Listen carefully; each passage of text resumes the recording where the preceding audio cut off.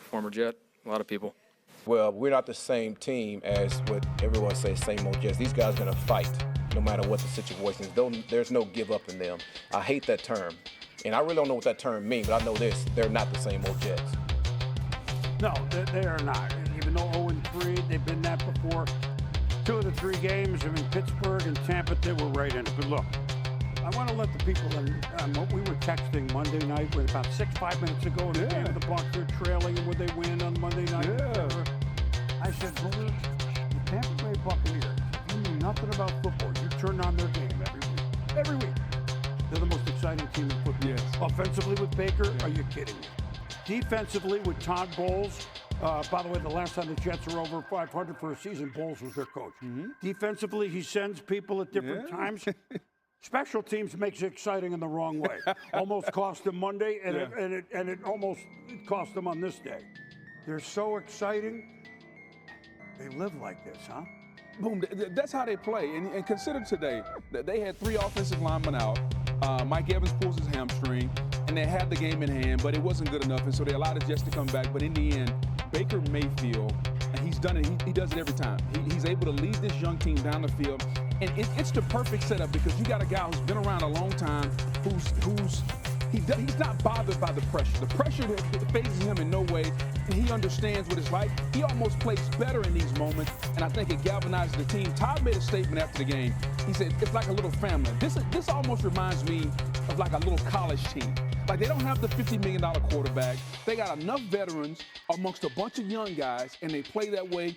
And when they get healthy, when they get Wirfs back, when they get Godwin back, when they get some of the other players back, I think they can compete against the upper teams in the NFC. They've been competing against the upper teams. No doubt. No doubt. They got Philadelphia next week. Just a little aside, and those creamsicle, those are the white creamsicle uniforms. The Bucs lost their first 26 games they ever played in those years. Yeah. So that's how good and exciting the Bucs are. Now, out of the Packer game, give Cleveland their due. I talked about what Kevin Stefanski said.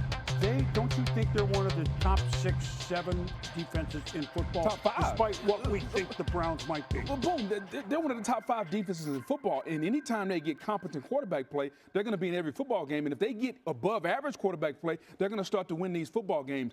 I thought it was a defensive struggle, and in the end, they made just enough plays over the Packers.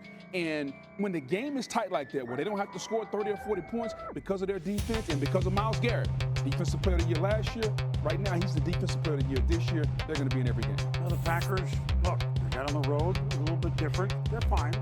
They're 2-1. It's a little early to crown them this year. It's a little. At least as we speak this. Now, Steelers, Patriots, 2 teams that think they're on the move. Well, certainly Aaron Rodgers is on the move, and the Patriots went back to at the Patriots. These are the jerseys in the AFL in the 70s, and of course Aaron Rodgers wearing the Steelers jersey, and this is history. Number 508 touchdown career, passing Brett Favre on the all-time list to DK Metcalf. Just an unbelievable touch on the pass, allowing Metcalf to go up. Good job by Metcalf, catching the ball, getting 2 toes down. It also put the Steelers up 14-0. Drake May. We use the tight ends a lot, most notably Hunter Henry today. Patriots trail 14-7. Now, 22 seconds to go in the half. First and goal, the Patriots. May trying to escape, takes a hard, you see his head slam down here, stayed in the game. Yeah, but probably got to check him at some point. Boom, anytime a quarterback's head hits the ground like that, possible concussion, but he stayed in. Well, he stayed in. 2 plays later, third and goal. The pass tipped off, picked off by Brandon Eccles. And the Steelers lead 14-7. So inside the deep red zone, the Patriots can't score. 2nd and 1 from the 2. They're going to tie the game. Ramondre Stevenson at the 1. He's in. He's in the end zone, but he doesn't have the ball. Cam Hayward knocked it. Peyton Wilson recovered it. That's twice, boom. Patriots inside the opponent's 5-yard line and turned the football over. And he fumbled a couple of times. I mean, you just can't be doing it. The Patriots drive. Next Patriots drive. Antonio Gibson. He rushes up the middle. And Jabril Peppers comes up with the ball. He was a Patriot. Now he's a Steeler. Maybe they were confused. Yeah, maybe. I don't know. First snap of the 4th quarter. 4th and 2 Pats. Oh, I told you the tight end made a Henry. We're tied at 14. He caught 8 today. 7.5 to go. Patriots. May. Oh, he loses the football. Who's around it? Duh. T.J. Watt. Always Johnny on the spot. Yep, and 5 turnovers, New England. Yeah, 5 turnovers. Not just that, but where they turned the football over a couple times inside the red zone. The good news, they're still in the game with 5 turnovers. The bad news, you can't win like that because Aaron Rodgers will say, you're going to give me that many? Just over 2 to go to Calvin Austin. Steelers take the lead 21-14. 4th and 1, May.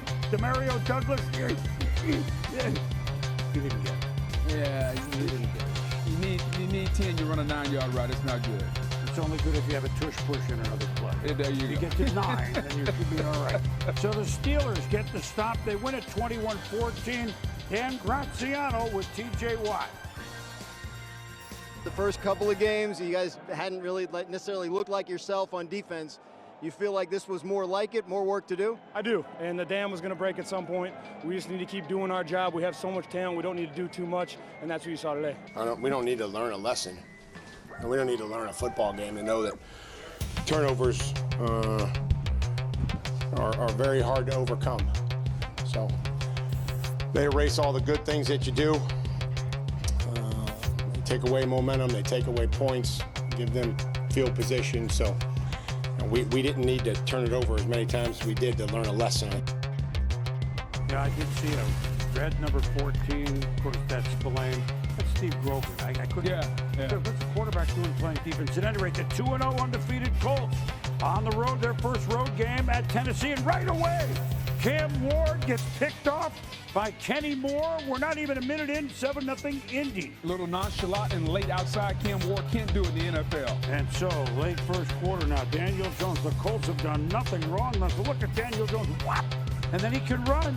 Has a 10-3 lead down to the Tennessee 25 for a 17-yard gain. Indiana Jones doing it. And he says, you know what, we're close. Why wouldn't I give it a 28, Jonathan Taylor? 17-3 Indy, even though Tennessee brings defense. The youngster Cam Ward, not quite yet. It's only week 3, second quarter. Jones, good pocket.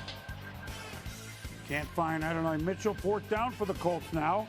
And why are we showing a punt? Because Rigoberto Sanchez, for the first time all year in the 10th quarter, is punting the ball for Indianapolis. You imagine that?